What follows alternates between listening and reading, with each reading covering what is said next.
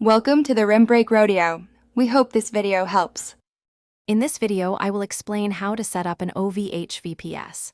First, you will select an OVH Cloud VPS plan that aligns with your project's requirements, considering factors like RAM, storage, and CPU. Next, choose your preferred operating system, such as Ubuntu, Debian, or CentOS, during the ordering process.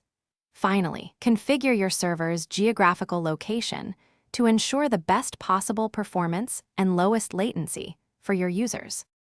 Once your VPS is ready, you will connect to it using an SSH client, like PooTTY or OpenSSH, with the credentials provided by OVH Cloud.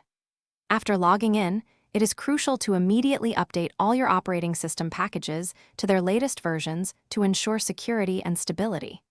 Then, create a new, non-root user with sudo privileges. This practice significantly enhances your server's overall security posture. Implementing robust security measures is vital. Start by configuring a firewall, like UFW, to control and restrict incoming network connections, allowing only necessary ports. Next, disable direct root login and set up SSH key authentication for all user accounts, which offers a much stronger security layer than passwords alone. Remember to regularly back up your critical data to an off-site location, safeguarding against potential data loss.